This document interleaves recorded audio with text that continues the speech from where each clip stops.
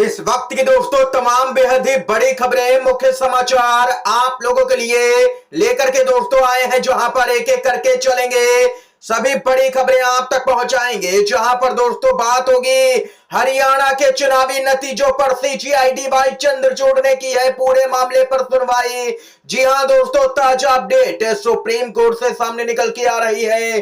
जानेंगे क्या कुछ आज सुनवाई हुई है और आगे क्या कुछ हो सकता है। इसके साथ ही दोस्तों खबरों में बात होगी महाराष्ट्र चुनाव के बीच में बुरी फंसी है महाराष्ट्र सरकार। अब पीछे पड़ा चुनाव आयोग करेगा पूरे मामले की जांच। यहां पर मुश्किलें बढ़ गई हैं। इसके साथ ही दोस्तों वोटिंग से ठीक पहले बीजेपी के आंतरिक सर्वे में पार्टी हार रही है। इसको लेकर के भी ताजा अपडेट है। एक एक करके हर खबर आप तक पहुंचाएंगे, लगातार बने रहिएगा। खबरों की तरफ बढ़ने से पहले दोस्तों, अगर आप लोग भी यही मानते हैं कि एक स्वस्थ लोकतंत्र के लिए देश के अंदर निष्पक्ष चुनाव होना बेहद ही जरूरी है, तो अभी इस वीडियो को लाइक कीजिएगा दोस्तों, और कमेंट बॉक्स में वी सपोर्ट इंडिया जरूर ही कमेंट कीजिएगा। दोस्तों पहली बड़ी खबर की तरफ बढ़ते हैं।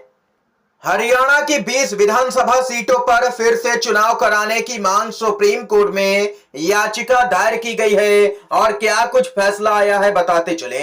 हरियाणा में नायाब सिंह सैनी के नेतृत्व में नई सरकार का गठन हो गया है।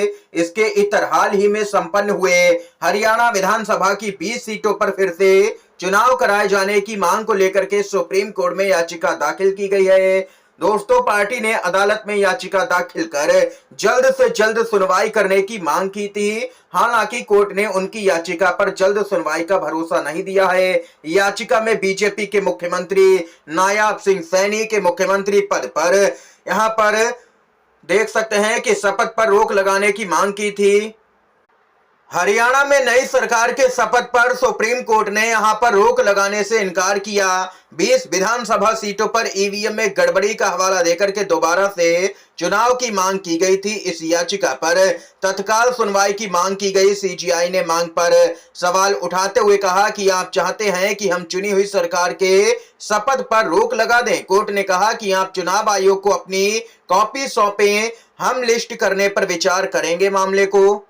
दरअसल दोस्तों बताते चले कि याचिका में 20 सीटों पर ईवीएम में गड़बड़ी की आशंका जाहिर की गई है। याचिका में कहा गया है कि इन विधानसभा सीटों पर ईवीएम की बैटरी 99% तक चार्ज थी, जबकि बाकी जगह पर बैटरियां 60 से 70% चार्ज थी। याचिका में 20 विधानसभा सीटों पर पुनः चुनाव कराने के लिए चुनाव आयोग को निर्देश देने की मांग की गई है। इसके साथ ही ईवीएम को यहां पर स्टोरेज करने के निर्देश भी मांगे गए हैं सुप्रीम कोर्ट से। अब जल्द ही मामले पर फिर से यहां पर सुनवाई होती हुई नजर आ सकती है, क्योंकि सीजीआई ने कहा है कि हम लिस्ट करने पर विचार करेंगे पूरे मामले को। यानी कि सुनवाई की उम्मीद अभी फिलहाल तो बची हुई नजर आ रही है। ये यहां पर खबर सामने निकल के आई है सुप्रीम कोर्ट की तरफ। यहां पर हरियाणा की जनता सहित कांग्रेस पार्टी और सभी लोग आशा भरी निगाह से देख रहे हैं और सभी को उम्मीद है कि वहां से जरूर ही न्याय मिलेगा। इसके साथ ही दोस्तों बताते चले, संजय राउत की तरफ से बयान आया पूरे मामले पर। बोले देश के करोड़ों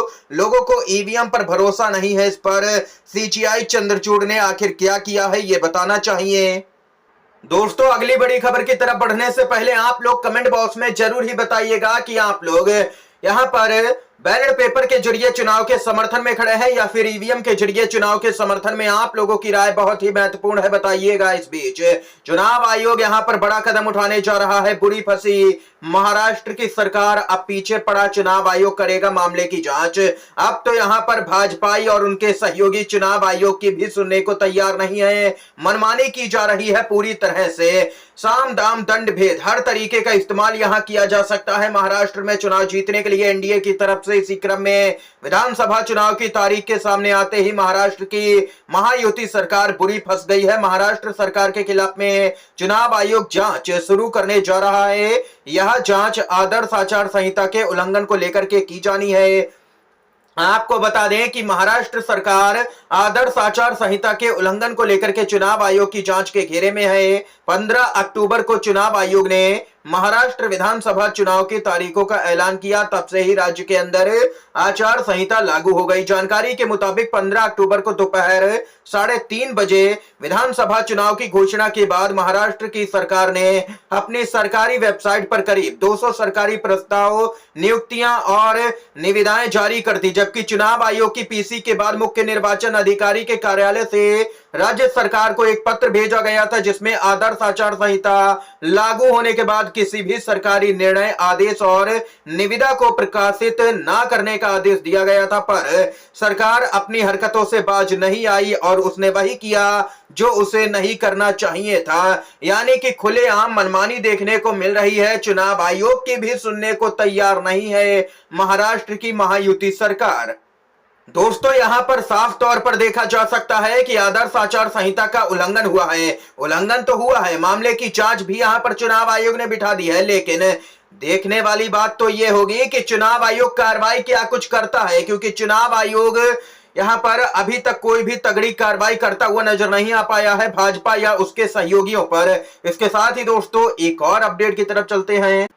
जी हां दोस्तों, खबर सामने निकल के आ रही है। जम्मू कश्मीर में सरकार तो बन गई, अब राज्य का दर्जा मिलने की बारी। सीजीआई डीवाई चंद्रचूड़ ने जो कहा, बंद गई है पूरी उम्मीद। सीजीआई 10 नवंबर को हो रहे हैं रिटायर।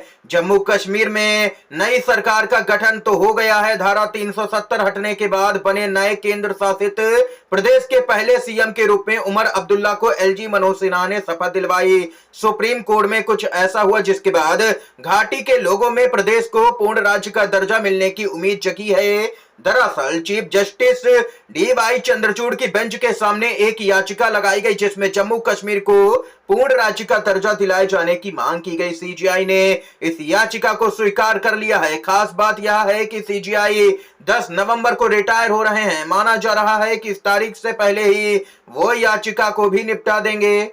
बताते चलें कि सीजीआई डीवाई चंद्रचूड़, जस्टिस जेबी पारदीवाला और मनोज मिश्रा की बेंच के सामने याचिका पर तुरंत सुनवाई का अनुरोध किया गया। इस पर सीजीआई ने याचिका पर कहा है कि मैं इसे निपटाऊंगा, यानी कि सीजीआई ने साफ तौर पर कह दिया है कि 10 नवंबर को रिटायरमेंट से पहले यहां पर बड़ा आदेश भी आता हुआ नजर आ सकता है। समय सीमा तय की जा सकती है कि कब तक राज्य का दर्जा बहाल किया जाए। ये यहां पर दोस्तों सुप्रीम कोर्ट से ताजा अपडेट सामने निकल के आई है। इसके साथ ही अखिलेश यादव का बड़ा खुलासा, बीजेपी सरकार पर जोरदार हमला। कहा, बीजेपी अपने आंतरिक सर्वे में मिल्कीपुर हार रही थी, इस कारण यहां पर टले हैं चुनाव। बताते चलें, समाजवादी पार्टी के राष्ट्रीय अध्यक्ष अखिलेश यादव ने मिल्कीपुर चुनाव को लेकर के बीजेपी पर निशाना साधा है। उन्होंने कहा है कि बीजेपी ने अपनी संभावित हार से बचने के लिए मिल्कीपुर का चुनाव टाल दिया, क्योंकि वह अपने आंतरिक सर्वे में हार रहे थे। अखिलेश यादव ने कहा है कि भाजपाई चाहे जब चुनाव करवाएं, लेकिन उनका हारना तय है। यूपी की जो 9 सीटों पर उपचुनाव हो रहा है, वहां पर समाजवादी पार्टी और कांग्रेस का गठबंधन जीतने जा रहा है। ये सपा की तरफ से दावा आया है। दोस्तों, इस समय के दोस्तों तमाम बड़ी खबरें, मुख्य समाचार थे जो हमने आप तक पहुंचाए। वीडियो अगर आप लोगों को दोस्तों पसंद आया हो तो लाइक कीजिएगा, इन खबरों को शेयर कीजिएगा अपने दोस्तों में, और चैनल पर अगर आप लोग नए हैं तो चैनल को जरूर ही सब्सक्राइब कीजिएगा।